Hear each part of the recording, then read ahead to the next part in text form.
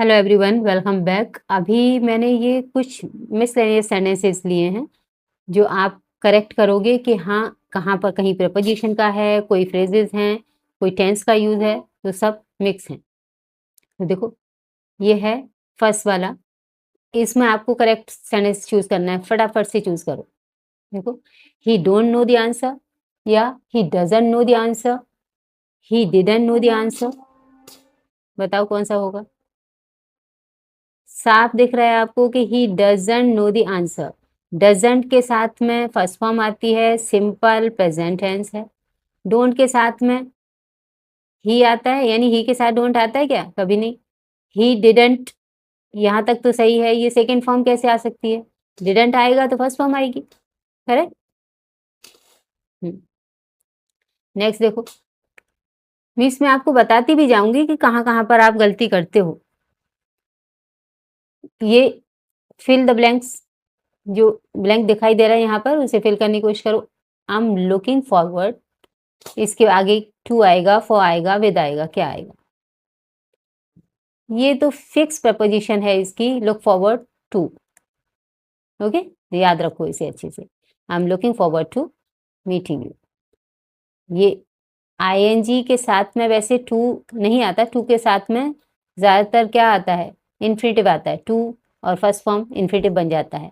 लेकिन यहाँ पर ये फिक्स प्रपोजिशन है, इस वर्ड की वजह से आएगा यहाँ पर। इसकी वजह से यहाँ कोई इफेक्ट नहीं पड़ेगा यहाँ पर क्या आ रहा है। ओके, हाँ। Next, which one is a natural phrase? बताओ कौन सा है। I did a mistake, I made a mistake, I done a mistake. क्या आप मिस एक प्रॉपर क्या बोलते हो? ऐसे तो गलत गलत तो कुछ भी बोल सकते हैं हम। ये वाला करेक्ट है, आई मेड अ मिस्टेक। यानी जो इंग्लिश पर्सन एक नेचुरल फ्रेज बोलते हैं वो इस तरह का बोलते हैं, मुझसे गलती हो गई, I made a mistake. Okay, ऐसे बोलने को तो कुछ भी फेंको। हाँ, choose the correct option. She hasn't even she hasn't eaten anything. अब यहाँ पर आपको क्वेश्चन टैग लगाना है। मिस, उसने कुछ नहीं खाया है ना? वो है ना करने के लिए क्या करते हो आप? क्वेश्चन टैग बनाते हो। तो क्या क्वेश्चन टैग लगेगा यहाँ पर? ये लगेगा, ये लगेगा, ये लगेगा। सिंपल सा है, जो टेंस का होता है वही वाली हेल्पिंग वर्ब लगती है। लेकिन इसमें और इसमें आपको टेंशन हो रहा होगा। जब नेगेटिव सेंटेंस होता है तो पॉजिटिव से बनता है क्वेश्चन टैग, अगर यहाँ पॉजिटिव होता तो नेगेटिव से बनता। ओके, नेक्स्ट देखो क्या है। ही हिट द सैक, यानी इसका मीनिंग आपको बताना है। ये वाला जो इडियम है इसका मीनिंग क्या है? Feel angry, go to sleep या स्टार्ट फाइटिंग। सोचो फटाफट, ये मैं पढ़ा चुकी हूँ आप लोगों को। गो टू स्लीप कभी आप बोलते हो? I was too tired so I hit the sack. Hit the sack का मीन्स होता है सोना, सोने जाना। I hit the sack. Okay, next, इसमें करेक्ट प्रपोजिशन आपको फिल करनी है।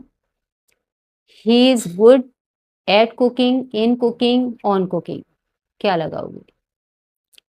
ये भी फिक्स प्रपोजिशन होती है, जैसे परफेक्ट के साथ में एट आता है ऐसे ही गुड के साथ एट आता है, ध्यान रखना। ओके, नेक्स्ट देखो, इसमें से करेक्ट चूज करना है। ये let me know if you need any help, या let me to know if you need any help, let me know that you need any help. बताओ कौन सा आपको करेक्ट लग रहा है? ऑब्वियसली ये करेक्ट है। मीनिंग क्या है इसका? कि अगर तुम्हें कोई हेल्प की जरूरत हो तो मुझे बताना। सिंपल सा सेंटेंस है। ये वाला क्लॉज आप अगर फर्स्ट में यूज करो तो भी कोई बात नहीं है, और इसे लास्ट में, ये बाद में यूज कर दिया है, no issue, doesn't matter, meaning वही है। ये लेट मी नो मुझे बताना, और लेट मी टू नो कोई फ्रेज नहीं होता है ये।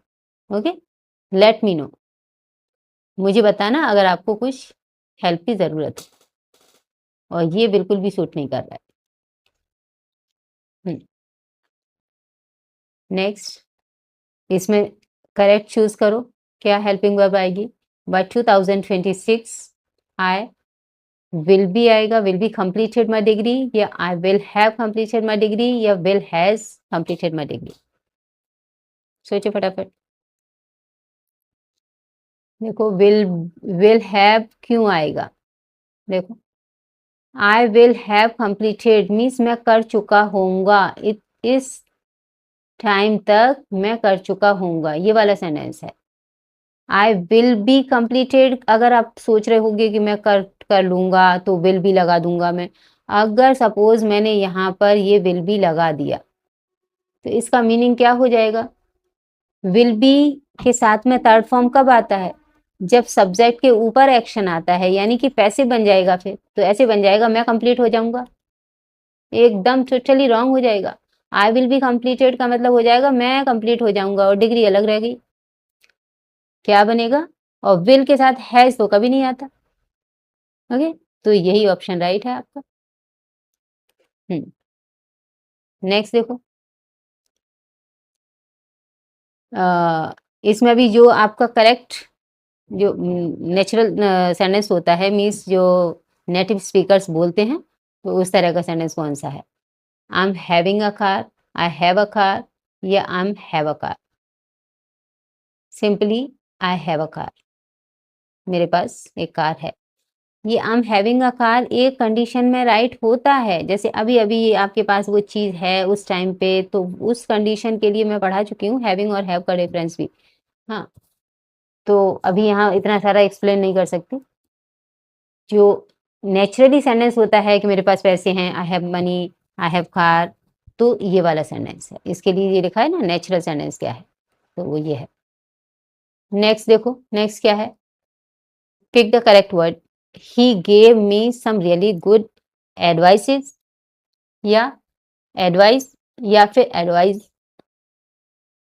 अब इसमें और इसमें डिफरेंस क्या है, ये तो आपको दिख रहा है कि ये सिंगुलर का प्लूरल हो गया, लेकिन ये क्या है, ये वर्ब है और ये नाउन है।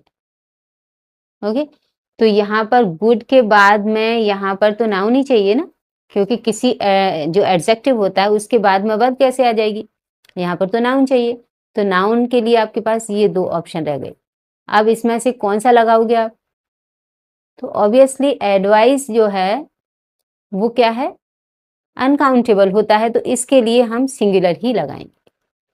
गॉट इट, देख लो अपना आंसर। ओके, होप सो आपको ये समझ में आए होंगे। अगर आपको कोई डाउट लग रहा हो तो एक बार फिर से रिवाइज कर लेना इसको, और अगर कुछ और भी क्वेरी बाकी है तो you can ask me. Okay, and thank you for watching, have a nice time, bye bye.